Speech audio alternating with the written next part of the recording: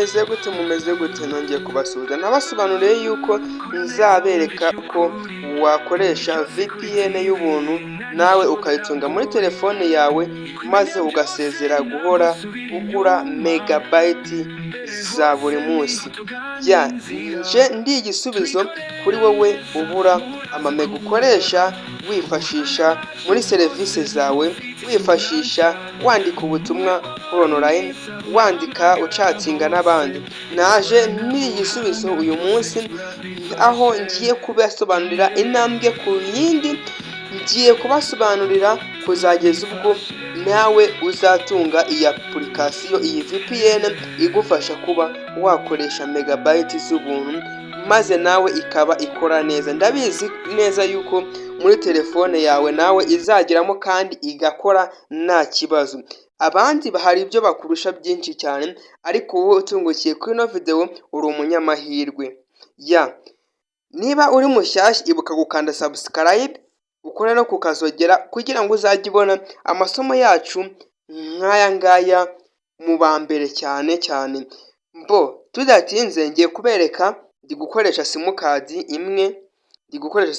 imwe ya Airtel, ngiyi hano hejuru murimo murayibona. Hano ndi gukoresha simukadi imwe ya Airtel, ariko iyi simukadi ndi gukoresha nta megabyte ziriho, ariko ushobora kuba najya kuri YouTube kambanze nkwereke nawe wishirire impumu. Ndi gukoresha VPN niyo ndi gukoresha kandi iri gukora yihuta neza cyane.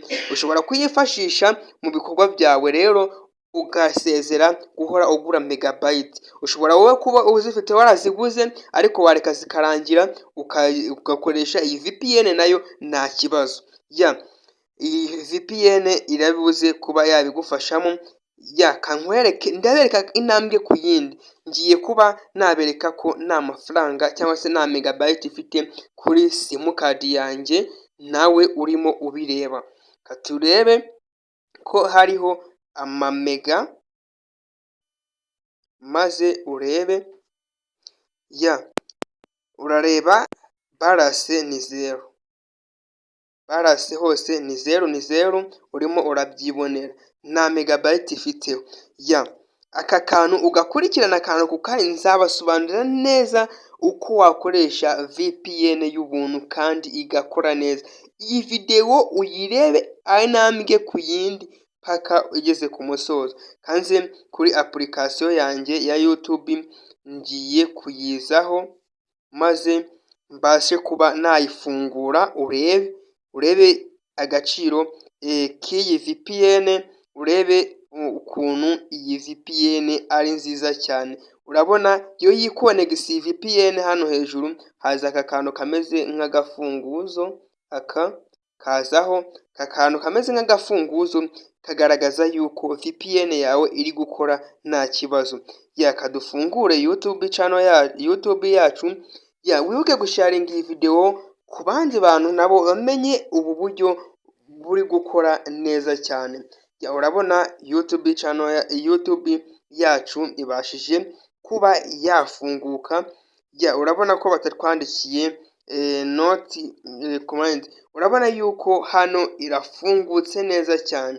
Urabona uko ifungutse. Kurikira witonze urebe. Urabona yuko YouTube yafungutse. Nafite omega ibintu ntabwo byari bifunguka gutya nshuti yanjye. Kurikira wowe akantu ku kandi urabona yuko ibintu biri gufunguka neza nta kibazo. Aka rero ni agaciro ka VPN.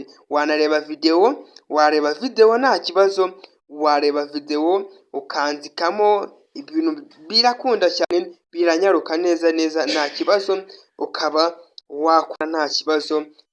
Wowe wibuke gukanda subscribe, ukore aha hantu ukore umujyi wakanze subscribe kugira ngo ubumenyi nk'ubu ngubu butazajya bugucika. Uzajya uhita ukora hano hantu handitse umujyi wakanze kukazogera.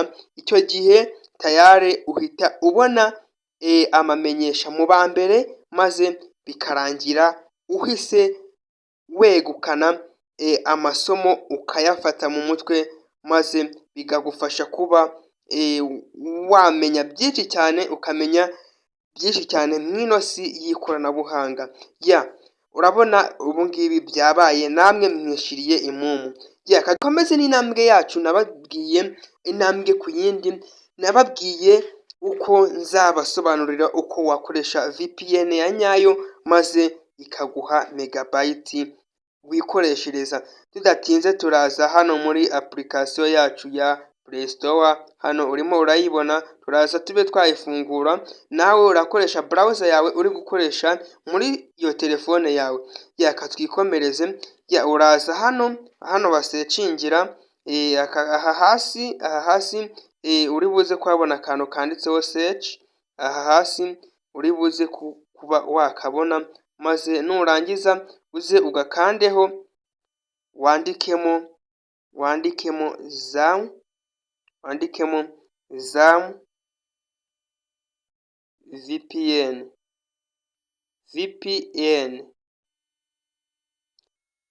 VPN, hano nanditse ZAM VPN. Ukimara kwandika ZAM VPN barakuzanira ZAM VPN nyinshi. Icyo urakora urahita ukanda hano, handitse aha handitse ZAM VPN, niho uri buze kuba wakanda aha, uhite uhakanda. Tuhakande maze nkwereke iyo VPN urayinstara muri telefone yawe. Urabona ko bakuzanira ama VPN menshi cyane, ariko aya ngaya ntabwo akora mu Rwanda. Aya ngaya aba akora muri biriya bihugu bya USA, bya United States. Hari ahantu hari igihe hari ibihugu biba batarayemereye yuko yakora. Twebwe iyo tugiye kuba twakigaho ni iyi ngiyi bita ZAM VPN, ni iyi ngiyi niyo tugiye kuba twakigaho. Ni iyi ngiyi, sorry gake nibereke neza iyo tugiye kuba twakigaho, ni iyi ngiyi tugiye kuba twakigaho, iyi ngiyi.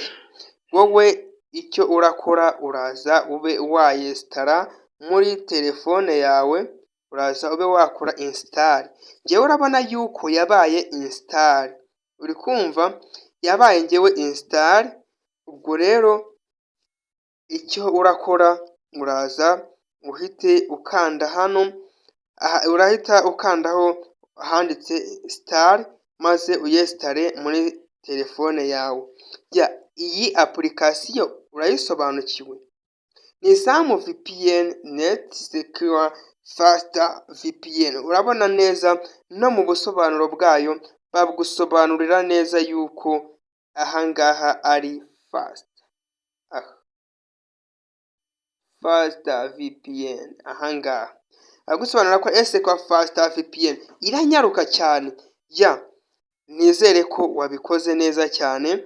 Ubwo rero njyewe iri muri telefone, ndakupa, nindangiza imbe nakomeza no kubereka uko wayifungura bikarangira ibaye connected, nawe ugatangira kuba wajya kuri YouTube. Gusa nyaruka ukande subscribe, ukore no kunzogera utazacikwa na step ya kabiri yuko wafungura VPN yawe. Video yacu kugira ngo itaba ndende cyane, tubashije kuba twahagarikira ahangaha. Gusa wowe ukande subscribe uzabone iyo video mu ba mbere. Ndabakunda, komeze kugira ibihe byiza, naho utaha. Ciao. Twikorera neza muraza kureba, ubuhanga bwacu bwose bufite isura nshya, umuyoboro mwiza uhamagara bose.